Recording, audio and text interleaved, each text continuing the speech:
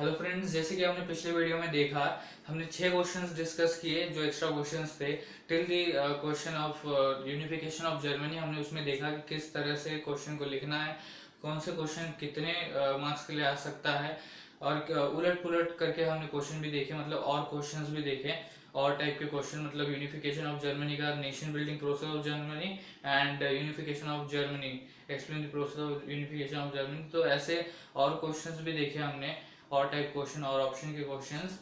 सो इस वीडियो में भी हम वही देखने वाले हैं। पिछले वीडियो में जैसे किया था कि कौन से क्वेश्चन आ सकते हैं, क्या आ सकते हैं, एंड उसके बाद उसका कंटेंट कहाँ मिलेगा मेरे चैनल पे, वही सब कुछ हम इस वीडियो में भी डिस्कस करने वाले हैं। पिछले वीडियो में हमने 6 क्वेश्चंस डिस्कस किए। इस क्वेश्चन में हम 8 क्वेश्चंस डिस्कस करने वाले हैं जो इम्पोर्टेंट भी है और जो टॉपिक को कवर भी करते हैं, जो बुक के टॉपिक है उसको कवर भी करते हैं। स्टार्ट करते हैं हम अपना वीडियो। जो पहला क्वेश्चन है उसके बारे में मैंने डिस्कस नहीं किया है कहीं पर भी, इस वीडियो में मैं डिस्कस करने वाला हूँ। देखिए क्या है पहला question, what is a nation state. अभी नेशन स्टेट के बारे में मैंने कहीं अपने वीडियो में डिस्क्राइब नहीं किया कि क्या होता है नेशन स्टेट। अगर आपको याद होगा, अगर हम फ्रेंच रेवोल्यूशनरीज एंड मेजर्स के इसमें जाए, जो मैंने डिस्कस किया था कि उन्होंने क्या मेजर्स लिए थे वगैरह। फर्स्ट लाइन क्या था उनका, French revolutionaries tried to create a sense of collective identity among the French people.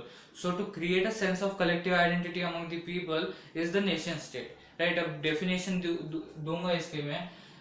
ये था nation state. What is nation state? A nation state is nation state is one where the majority of citizens come together to create a sense of collective identity among the people by history or descent, or through the help of history or descent. What is nation state? Nation state is one where the majority of citizens come together to create or to develop a sense of collective identity among the people through the help of, और सिर्फ through भी लिखा तो चलता है, through history और decent. Right, इसका ये डेफिनेशन है। अगर और ये 1 मार्क्स के लिए आएगा, ये क्वेश्चन से पता चल जाता है हमको, ये 1 मार्क्स के लिए आएगा। नेशन स्टेट का मैंने दे दिया है, एक बेसिक आइडिया हमको पहले ही मिल जाता है फ्रेंच रेवोल्यूशनरीज एंड मेजर से, और उसके बाद हमको सिर्फ अपना खुद का एक डेफिनेशन फॉर्म करना था, तो वो डेफिनेशन मैंने आपको बताया। अब अगले क्वेश्चन की तरफ बढ़ते हैं। अब देखिए, ये जो अगला क्वेश्चन है ये जर्मन यूनिफिकेशन की तरह ही है। देखते हैं क्या है। Briefly trace the process of Italy unification और describe the process of unification of Italy. अब यहाँ पर पहले क्वेश्चन में बताया ब्रीफली ट्रेस, मतलब आपको ब्रीफली बताना है कि किस तरह से इटाली में यूनिफिकेशन आया। आप ये 3 मार्क्स के लिए क्वेश्चन आ सकता है, अगर क्योंकि इसमें बताया गया कि ब्रीफली ट्रेस करना है। राइट, ब्रीफली आपको एक्सप्लेन करना है कि किस तरह से इटाली यूनिफिकेशन हुआ था। क्या क्या बता सकते हैं आप, ये बता सकते हैं शॉर्ट पॉइंट्स में, दैट इज गिसेपी गैरिबल्डी का, Victor Emmanuel two and Giuseppe Mazzini, इन तीनों ने मतलब ट्राई किया, अपना बेस्ट ट्राई किया to unify the regions of Italy. Then Cavour के बारे में बता सकते हैं, चीफ मिनिस्टर कैवोर के बारे में बता सकते हैं। उसके बाद और कौन था, गिसेपी गैरिबल्डी का क्या रोल था वो बता सकते हो। 3 मार्क्स के लिए आप इतना लिख सकते हैं। बट अगर ऐसा आता है describe the process of unification of Italy, right, अब ये 4 मार्क्स के लिए आ सकता है। इसमें आपको सब कुछ लिखना पड़ेगा, दैट इज इटाली यूनिफिकेशन में किस किस का रोल था।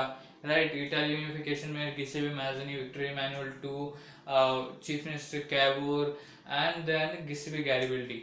राइट, देन इन चारों का रोल लिखना पड़ेगा आपको कि किस तरह से साउथ में कौन गया, नॉर्थ में कौन गया, देन सार्डिनिया पीडमोंट तो अपने हाथ में था। वो सब कुछ आपको इस क्वेश्चन में बताना है। राइट, ये क्वेश्चन क्लियर हो गया, आगे बढ़ते हैं।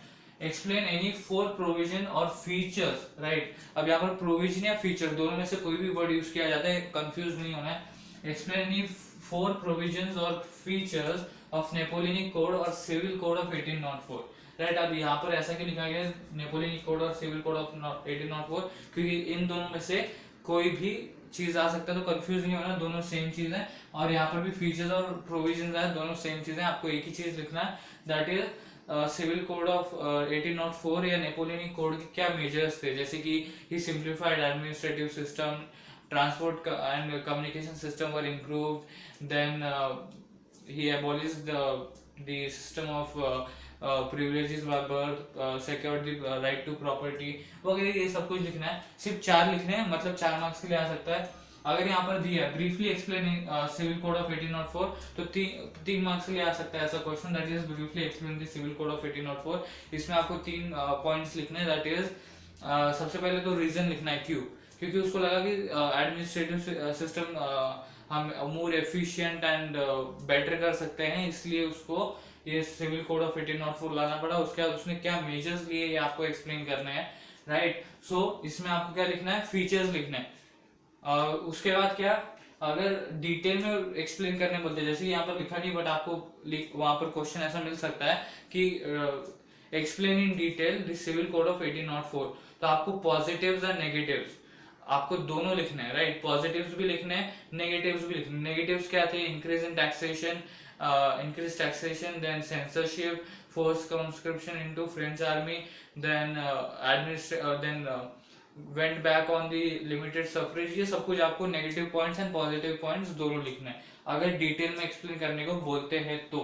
उसके बाद explain the role of language in developing national sentiment in Europe, right. अब इसमें क्या लिखना है, पोलैंड का एग्जांपल देना है, राइट। अब मैंने समझाया था आपको पोलैंड का एग्जांपल देते हुए कि किस तरह से लैंग्वेज ने इंपॉर्टेंट रोल प्ले किया था, दैट इज सबसे पहले तो प्रीच करने बोला रशियन लैंग्वेज में, उसके बाद बोला गया कि आप रशियन लैंग्वेज में प्रीच करेंगे, प्रूशियन लैंग्वेज में प्रीच करेंगे तो आपको पनिशमेंट मिलेगा।